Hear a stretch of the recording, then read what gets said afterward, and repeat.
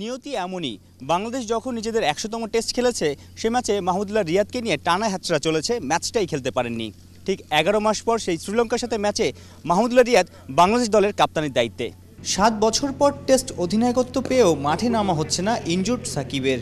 Try নেশনে পরপর ২ ম্যাচে হারা বাংলাদেশ দলকে এক বিন্দুতে রাখাই এখন মাহমুদুল্লাহর দায়িত্ব। টাইগারদের মধ্যে চনমনে ভাব, সাদা পোশাকি চ্যালেঞ্জে কাপ্তানির অভিষেক ভেবে রোমাঞ্চিত রিয়াদ। চেষ্টা করি যতটুকু কাম থাকা যায়, এবং আমার মনে হয় যে এই জিনিসটা আপনার ডিসিশন মেকিংয়ে হেল্প করে।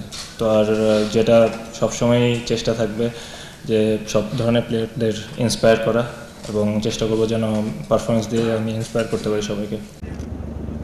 ওপেনিংয়ে তামিম ছাড়া ভাবা যায় না। লোকাল বয়ের পার্টনার ইমরুল, মুমিনুল আর মুশফিক মিলে টপ অর্ডার।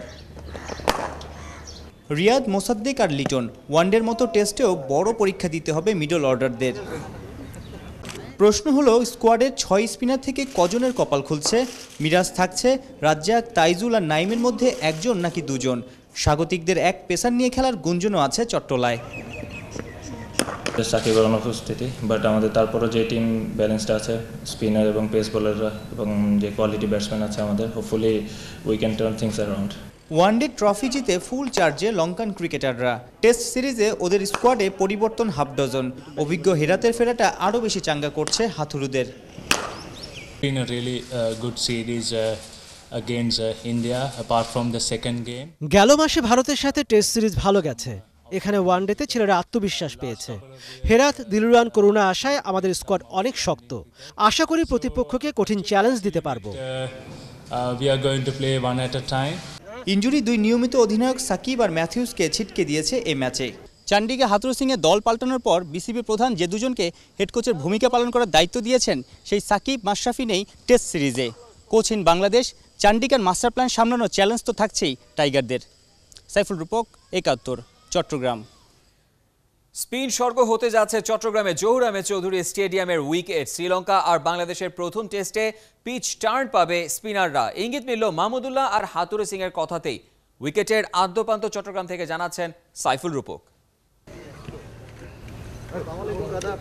ম্যাচের আগের দিন ৭ সকালেই চেনা মাঠের উইকেট দর্শনে তামিম ইকবাল। পিচ নিয়ে কৌতূহল আছে টাইগার নির্বাচকদেরও। থাকবেই না কেন, ট্রাই নেশনের ফাইনালে ঢাকার কিউরেটর গামিনীর উপর অভিযোগ ওঠায় পিচ ইস্যু এখন হট টপিক।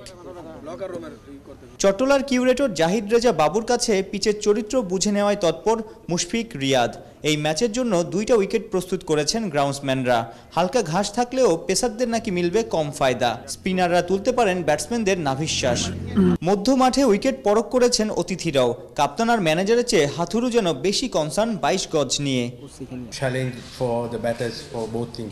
এখানে ব্যাটসম্যানদের কঠিন পরীক্ষা দিতে হবে। দেখেই বুঝলাম স্পিনারদের স্বর্গ। আমি আমার অভিজ্ঞতা গোটা দলে শেয়ার করেছি। ৬জন স্পিনার থাকে, তার মানে আপনারা হয়তো বা গেস করতে পারছেন যে কী হতে পারে। তো হোপফুলি, যেটা আগে বললাম যে হয়তো বা প্রবলি একটু স্পিন ফ্রেন্ডলি হতে পারে। আমাদের স্পিনের ডিপার্টমেন্টটা অনেক ভালো, অনেক স্ট্রং। তো এটা ওয়ান অফ আওয়ার স্ট্রেংথ, তো এটা আমরা ব্যাক আপ করার চেষ্টা করব। চট্টগ্রামে বাংলাদেশ শ্রীলঙ্কা শেষবার টেস্ট খেলেছিল ২০১৪ সালে। সেই ম্যাচে ৭টা সেঞ্চুরি হয়েছিল। পরবর্তীতে চট্টগ্রামের পিচ অনেকটাই বদলেছে, স্পিন নির্ভর হয়ে গেছে। ২০১৬ সালে ইংল্যান্ডের বিপক্ষে পঞ্চম দিনের সকালেই টেস্ট হেরেছিল বাংলাদেশ, আর ৫ মাস আগে অস্ট্রেলিয়া হারিয়েছে ৪ দিনে। ২ ম্যাচেই একচিড়ে দাপট ছিল ২ শিবিরের স্পিনারদের। এই টেস্টেও স্পিনাররা এই পিচ থেকে এক্সট্রা টার্ন বাউন্স পাবে, তাই শঙ্কা আছে এই টেস্ট ৫ দিন গড়ানো নিয়ে। সাইফুল রূপক, ৭১, জহুর আহমেদ চৌধুরী স্টেডিয়াম, চট্টগ্রাম।